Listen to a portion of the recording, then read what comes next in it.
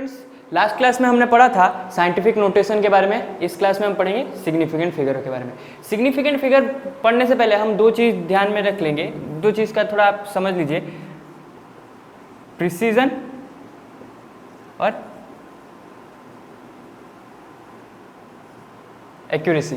ठीक है, प्रिसीजन और एक्यूरेसी दोनों में डिफरेंस क्या है, प्रिसीजन क्या होता है और एक्यूरेसी क्या होता है। प्रिसीजन देखिए ऐसा, मतलब आप अगर एक कैलकुलेशन कर रहे हैं, किसी भी एक कोई भी एक आपका वैल्यू निकलना चाहिए, कोई भी एक करेक्ट वैल्यू है 2.00। ठीक है, अगर आपका दो एक्सपेरिमेंटल वैल्यू निकल रहा है, एक 1.98 या फिर 1.90, ठीक है, और एक निकल रहा है 1.92, ठीक है, ये आपका प्रिसाइज है, प्रिसाइज वैल्यू निकला है। ठीक है, लेकिन एक्यूरेट नहीं है। एक्यूरेट मतलब जितना रियल वैल्यू के पास रहेगा।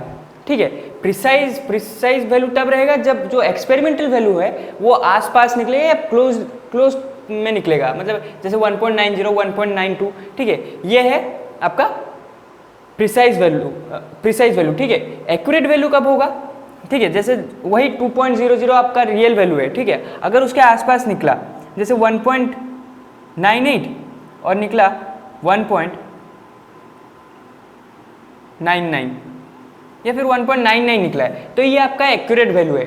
ठीक है, ये आपका एक्यूरेट वैल्यू है। अगर आपका दो वैल्यू निकला है जैसे 1.98 और 2.02, तो ये आपका प्रिसाइज वैल्यू नहीं होगा, क्योंकि इनका जो डिफरेंस है बहुत ज़्यादा है।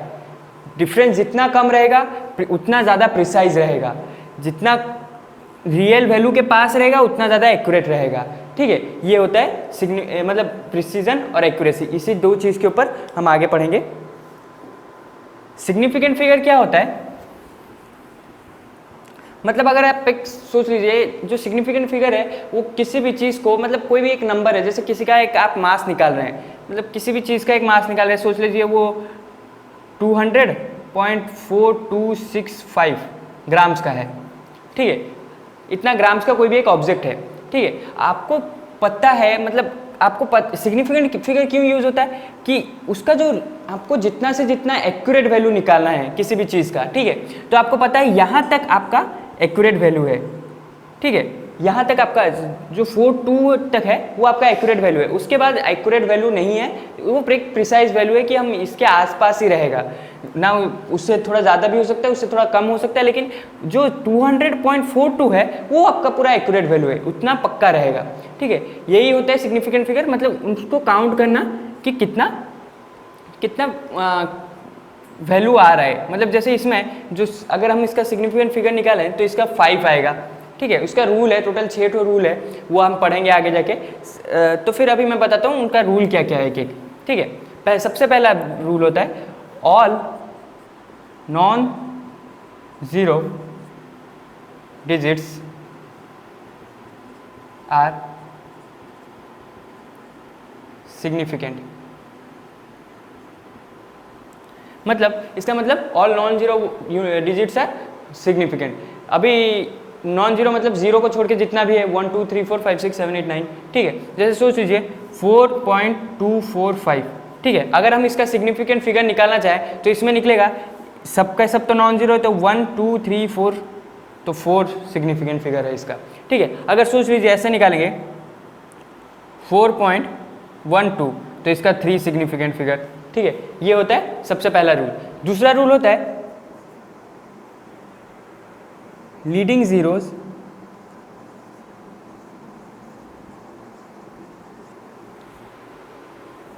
Are non significants. Leading zero are non significants, मतलब लीडिंग जीरो का मतलब यहाँ पे क्या है, मतलब जो लेफ्ट साइड में, जो स्टार्टिंग में जीरो यूज होगा, मतलब सोच लीजिए 0.0001। ठीक है, ये सब लीड में है, स्टार्टिंग में है। ठीक है, तो इनका कोई वैल्यू नहीं है, इनको सिग्निफिकेंट फिगर काउंट नहीं किया जाता, सिर्फ इसको एक को किया जाएगा, तो इसका वैल्यू होगा 1। अगर सोच लीजिए 0.124, ठीक है, तो इसमें हो जाएगा, इसका तो कोई हम गिनेंगे नहीं इसको सिग्निफिकेंट के फिगर के हिसाब से, तो ये रहेगा इसमें 3 सिग्निफिकेंट फिगर। ठीक है, ये है leading zero are non significant, मतलब ये टोटल ये 2 रूल है, उसके बाद और 4 देखेंगे, तो समझ लीजिए और एक बार, जितना भी नॉन जीरो है सबके सब सिग्निफिकेंट रहेंगे। अगर जीरो स्टार्टिंग में है या लेफ्ट साइड में है तो वो नॉन सिग्निफिकेंट रहेगा। ठीक है, ये 2 है। ठीक है, नंबर 3,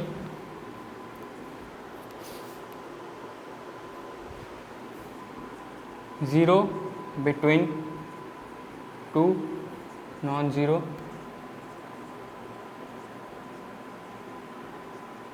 नंबर इज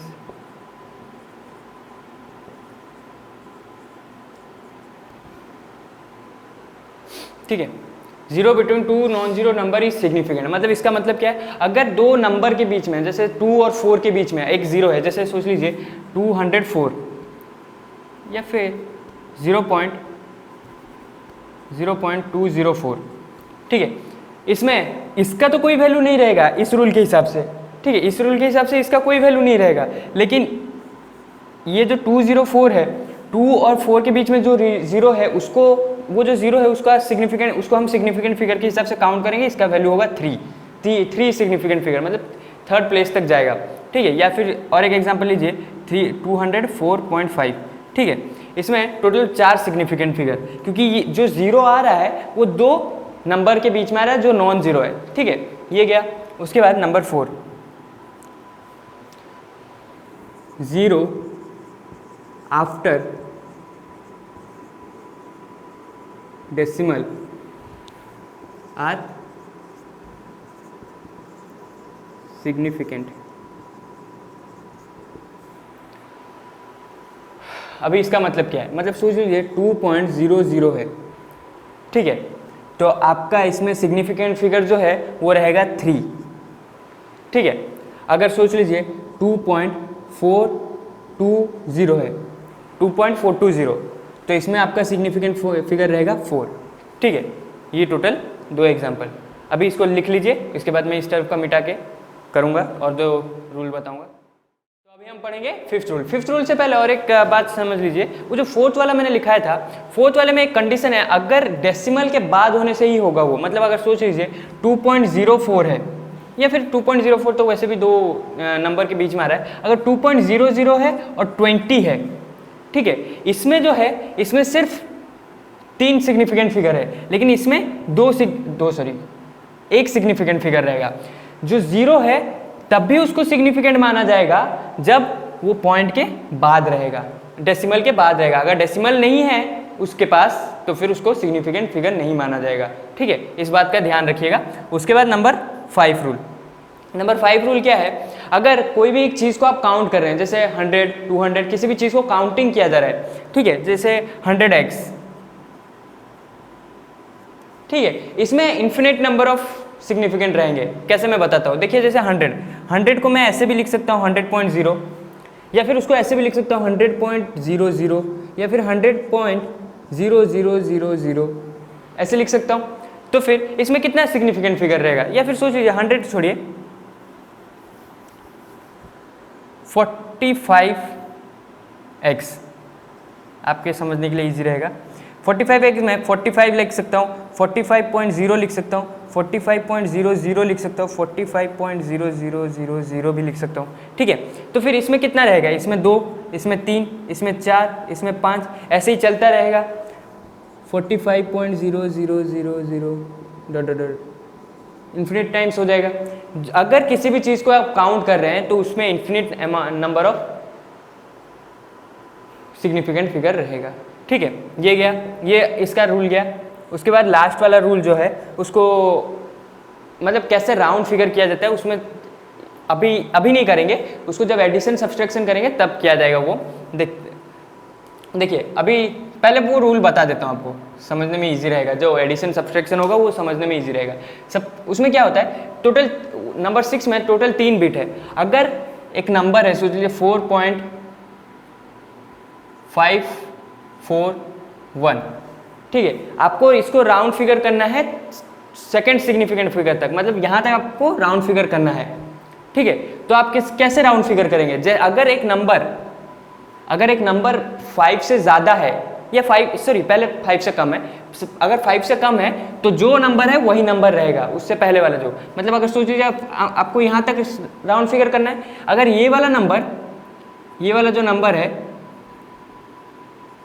ये वाला नंबर अगर वो 5 से कम है तो ये 4.5 ही रहेगा, ठीक है। अगर ये नंबर 4.55561 है, ठीक है, अगर 4.561 है और आपको यहाँ तक राउंड करना है, तो अगर ये 6 है तो ये हो जाएगा 4.6, ठीक है।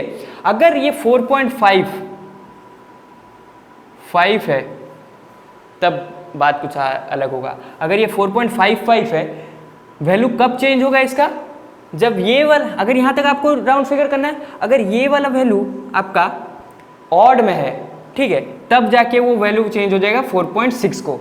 अगर 4.4 है, 4.45 है, ठीक है, और आपको यहाँ तक राउंड फिगर करना है, ठीक है, तो ये हो जाएगा 4.4 ही रहेगा, चेंज नहीं होगा। अगर ऑड नंबर होगा तभी चेंज होगा जब 5 रहेगा यहाँ पे, अगर इवन नंबर है तब वो सेम रहेगा, चेंज नहीं होगा, ठीक है। और एक बार ध्यान से सुन लीजिए, अगर 5 से कम है, ठीक है, तो वो सेम रहेगा, अगर 5 से ज़्यादा है, ठीक है, तो वो चेंज हो जाएगा, 4.6 हो जाएगा। इधर ये 4.5 था, ये 4.6 हो गया, ठीक है। अगर 4.55 है, जब 5 रहेगा, ठीक है, अगर यहाँ पे 5 है, ठीक है, अनसर्टेनिटी यहाँ पे 5 है, जहाँ तक हमको राउंड फिगर करना है, तो फिर वो 4.6 हो जाएगा जब ऑड रहेगा, ठीक है, और जब इवन रहेगा तब वो सेम ही रहेगा, ठीक है। ये टोटल है, इसको थोड़ा ध्यान में रखिएगा।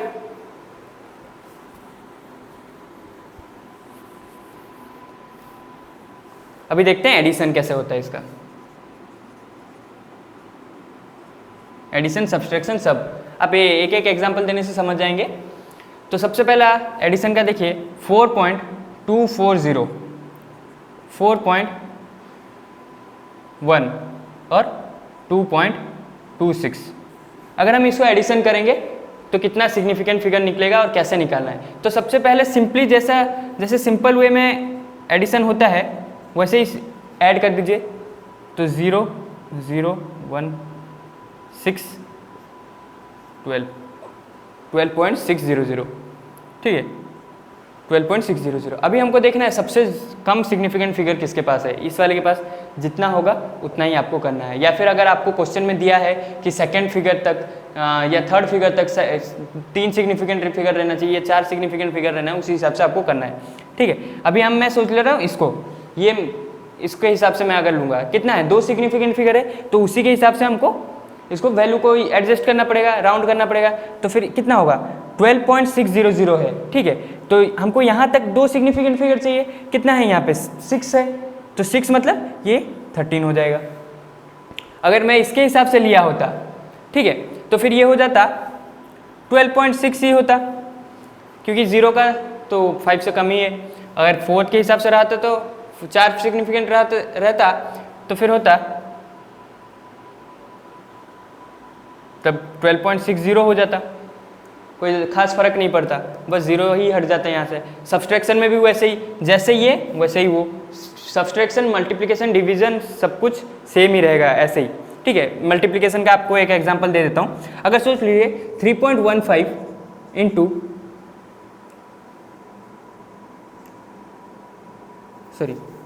2.5 इंटू 5, ठीक है, 2.5 इंटू 5, तो इसका कितना वैल्यू निकलेगा, तो इसका निकलेगा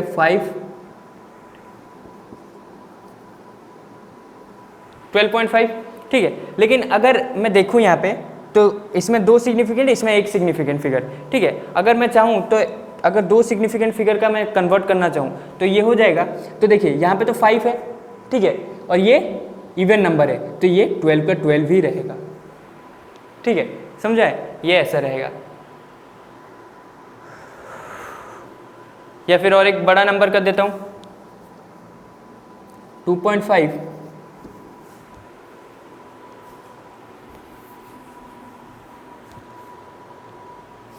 2.5 इंटू 1.25, ठीक है, 2.5 इंटू 1.25, तो उसका निकलेगा 3.125। अगर मैं इसका सिग्निफिकेंट फिगर निकालना चाहूँ, जैसे इसका 3 है तो फिर, या फिर इसका 2 है, अगर 2 का निकालना चाहूँ तो इसका निकलेगा 3 ये कितना है, 2 है, तो 2 अगर 2 निकालना है तो 2 का तो 2 ही रहेगा, 5 से कम है तो फिर ये क्या है, अनचेंज रहेगा, 1 रहेगा, 3.1 रहेगा, ये इसका सिग्निफिकेंट फिगर निकल गया, मतलब इसका सिग्निफिकेंट फिगर 2 रहेगा। बस इतना सा है, ठीक है। अभी हम पढ़ेंगे डायमेंशन एनालिसिस। अभी इसका मतलब क्या है, मतलब अगर आपको किसी एक यूनिट से दूसरे यूनिट को कन्वर्ट करना है तो उसको डायमेंशन एनालिसिस कहा जाता है। इसका मतलब मैं बताता हूँ। मतलब सोच लीजिए आपके पास 100 मीटर है, कुछ चीज़ है, अगर आपको उसको सेंटीमीटर में कन्वर्ट करना है, इसको अगर आपको सेंटीमीटर में कन्वर्ट करना है तो कैसे करेंगे, ठीक है। इसी प्रोसेस को कहा जाता है डायमेंशन एनालिसिस। मतलब हम क्या जानते हैं, 1 मीटर इक्वल्स टू 100 सेंटीमीटर, ठीक है। 1 मीटर इक्वल्स टू 100 सेंटीमीटर, तो फिर 100 मीटर कितना हो जाएगा, 100 into 100 centimetre equals to 10,000 centimetre, ये आपका है, ठीक है। अगर आपको सोच लीजिए केल्विन से सेल्सियस, डिग्री सेल्सियस में करना है, 273 केल्विन को आपको करना है डिग्री सेल्सियस में, ठीक है। हम उसका फॉर्मूला जानते हैं, 273 plus minus 273 minus degree plus degree Celsius equals to Kelvin होता है, ठीक है। केल्विन हमारे कितना दिया है, 273 में दिया है, तो 273 plus degree Celsius equals to 273, तो फिर डिग्री सेल्सियस इक्वल्स टू 0 या 0 डिग्री सेल्सियस, मतलब 273 इक्वल्स टू 0 डिग्री। यही होता है आपका डायमेंशन एनालिसिस। इसमें और एक जो चीज़ दिया है वो दिया है यूनिट फैक्टर। यूनिट फैक्टर का मतलब क्या है,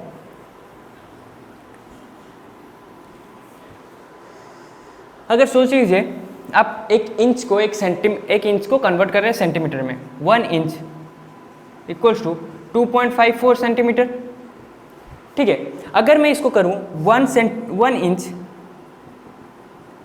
बाय 2.54 सेंटीमीटर, ठीक है, 1 इंच बाय 2.54 सेंटीमीटर, तो इसका मतलब 1 होगा। अगर मैं 1 इंच को सेंटीमीटर में कन्वर्ट कर दूं तो क्या हो जाएगा, 2.54 centimetre by 2.54 centimetre equals to 1। ये जो है ये भी वही है, और 1 इंच बाय 1 इंच,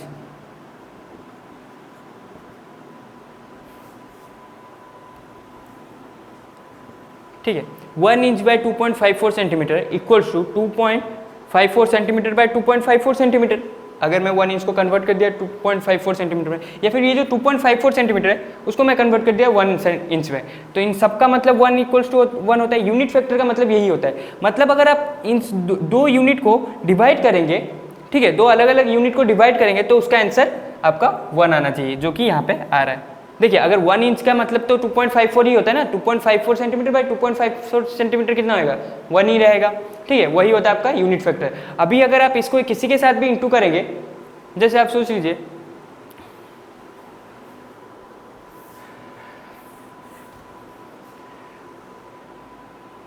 3 इंच, ठीक है, 3 इंच के साथ आप इंटू किए 2.54 सेंटीमीटर बाय 1 इंच, ठीक है, 2.54 centimetre into 1 inch, sorry by 1 inch, तो फिर ये कितना आ जाएगा, तो आ जाएगा